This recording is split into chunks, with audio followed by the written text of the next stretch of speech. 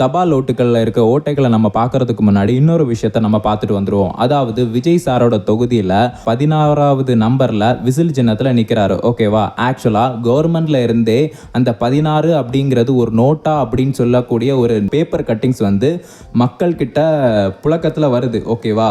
தேர்தல் ஆணையம் போட்டு பெரம்பூர்ல 16ன்னு விசில் சின்னத்துக்கு பதிலாக நோட் தான் விநியோகம் பண்ணிட்டீங்க. கிட்டத்தட்ட அந்த பேம்ப்ளெட் ரிலேட்டடாக சொல்லப்படுறது என்னன்னா, ஆக்சுவலாக பழைய பேம்ப்ளெட்டை நாங்கள் கொடுத்துட்டோம் அப்படின்னு சொல்லப்படுது. ஆக்சுவலாக அந்த பேம்ப்ளெட்லேயே 2026ன்னு தெளிவாக அச்சிடப்பட்டிருக்கு. மேடம் 2026 தமிழ்நாடு சட்டமன்ற பொது தேர்தல் 2026ன்னு போட்டிருக்குது. 26ல எந்த எலெக்ஷனுமே நடக்கல. இது எப்படி பழசா இருக்கும்? ஸோ எந்த விதத்தில் பழசு அப்படிங்கிறது எனக்கு நம்பிக்கை இல்லை. அது மட்டும் இல்லாமல் இதில் ஆளுங்கட்சியோட ஆளுமை வந்து எனக்கு இந்த விஷயத்தில் ரொம்ப கிளியராகவே தெரிஞ்சுது. இனி நம்ம தபால் ஓட்டை பற்றி பார்க்கலாம். ஓகேவா? தபால் ஓட்டை பொறுத்த வரைக்கும் ஒரு எலெக்ஷனுக்கு கொஞ்ச நாள் முன்னாடியே தபால் ஓட்டை ஆரம்பிச்சிருவாங்க. ஓகேவா? வயசானவங்களுக்கும் கவர்மெண்ட் எம்ப்ளாயிஸுக்கும் இந்த ஓட்டு முறைகள் வந்து இது நாள் வரைக்கும் நடைமுறையில் இருந்திருக்கு. ஆக்சுவலாக வயதானவர்களுக்கு ஓட்டு வந்து மாற்றி குத்தப்பட்டிருக்கு. அதாவது தபால் ஓட்டில் ஃப்ராடு பண்ணியிருக்காங்க. ஆக்சுவலாக ஒரு வயசானவங்க இருக்காங்க அப்படின்னா அவங்க கூட யாராவது ஒரு 18 வயது நிரம்பிய ஒரு நபர் வந்து கூட ஒத்தாசைக்கு இருந்து ஓட்டு போடலாம். நீங்களும் இல்லை இந்த கவர்மெண்ட் அதிகாரிகள் என்ன பண்ணியிருக்காங்க அப்படின்னா, அந்த வயது மூப்பில் இருக்கிறவங்க கிட்ட நீங்கள் யாருக்கு ஓட்டு போட ஆசைப்படுறீங்க அப்படிங்கிறத கேட்டுட்டு அவங்க வந்து காங்கிரஸுக்கே குத்திருக்காங்க. ஓகேவா? காரைக்குடியில் தபால் வாக்கை மாற்றி போட்டதாக புகார் தெரிவிக்கப்பட்டிருக்கிறது. முதியவரின் தபால் வாக்கை டிவிகேவுக்கு பதிலாக காங்கிரசுக்கு அதிகாரி மாற்றி போட்டதாக புகார் ஒன்று தெரிவிக்கப்பட்டிருக்கிறது. அண்மை செய்தியாக பார்த்து வருகிறோம். ஸோ இது ரொம்ப பெரிய தப்பு. ஓகேவா? டெமோக்ரஸிக்கு இது ரொம்ப பெரிய குற்றம்.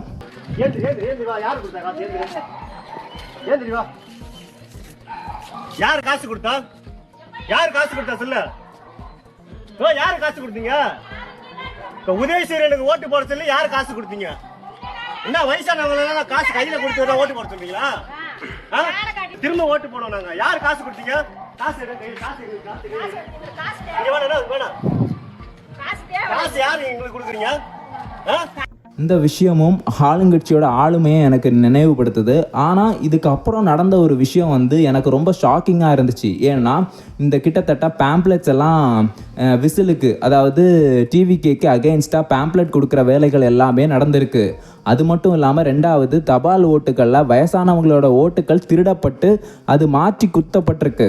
தபால் ஓட்டு அப்படின்னு சொல்கிறது ரொம்ப பெரிய இடத்தை வகிக்கும். ஏன்னா ஒரு தொகுதியில் கிட்டத்தட்ட 2500 ஓட்டுகள் வந்து தபால் ஓட்டுகளாக கலெக்ட் ஆகும். ஓகேவா? இந்த தபால் ஓட்டுகள் எலெக்ஷனில் ரொம்ப பெரிய மாற்றத்துக்கும் வித்துட்ருக்கு. ஏன்னா சில கவுண்டிங்கில் 100கணக்கான ஓட்டு டிஃப்ரென்ஸில் ஒருத்தர் ஜெயிப்பார். சிலது 10-15 ஓட்டு வித்தியாசத்தில் கூட ஜெயிப்பாங்க. ஓகேவா?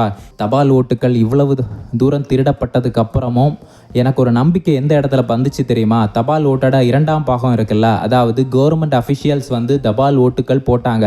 அந்த ஓட்டுகள் போட்டதில் நிறைய நபர்கள் வந்து சோசியல் மீடியாக்களில் பதிவிட்டது என்னன்னா, தங்களோட ஜனநாயக கடமையை நாங்கள் ஆட்டிட்டோம் அப்படின்னு சொல்லிட்டு, என்னுடைய ஜனநாயக கடமையை நான் முடிச்சிட்டேன், இன்னைக்கு நான் தபால் ஓட்டு போட போறேன், ஒரு கோட் வேர்டோட மென்ஷன் பண்ணுறாங்க. இது ரொம்ப வித்தியாசமாக இருக்குது. ஏன்னா ஒரு ஆளுங்கட்சியினருக்கு இந்த விஷயம் தெரிய வந்து அவங்க கண்டிக்கும் வகையில் 4ஆம் தேதி நீங்கள் பண்ணதோட ரிசல்ட்டை நாங்கள் உங்களுக்கு காமிக்கிறோம், அந்த மாதிரி மிரட்டுற தோணியில் ஒரு கமாண்டும் பதிவாயிருக்கு. அதுவும் இப்போ சோஷியல் மீடியாவில் வலம் வந்துட்டு தான் இருக்குது. ஆளும் கட்சியோட ஆளுமையை தாண்டி ஒரு கவர்மெண்ட் அதிகாரிகள், எஸ்பெஷலாக சொல்ல போனால் போலீஸ்காரர்கள் எல்லாம் தில்லா பண்ணுற இந்த விஷயம் வந்து ரொம்பவே வரவேற்கத்தக்கதுங்கிறத தாண்டியும் ஒரு ஷாக்கான ஒரு விஷயம். ஏன்னா தபால் ஓட்டு திருடப்படுறதுனால டிவிகேவுக்கு ஜெயிக்கிற வாய்ப்புகள் ரொம்ப கம்மியாக இருக்கும் அப்படின்னு நான் நினைச்சிட்டு இருந்தேன். ஆனா இந்த கவர்மெண்ட் ஆபீசர்ஸ் பண்ண இந்த ஜனநாயக கடமை ஆற்றி இருக்கும் அப்படிங்கிற அந்த விஷயம் இருக்குல்ல, ஒரு கவர்மெண்ட் ஆபீசர்ஸ் கிட்ட இருந்து இதை நான் எதிர்பார்க்கல. ஓகேவா? ஏன்னா அவங்க வந்து ஆளுங்கட்சிக்கு சப்போர்ட்டா தான்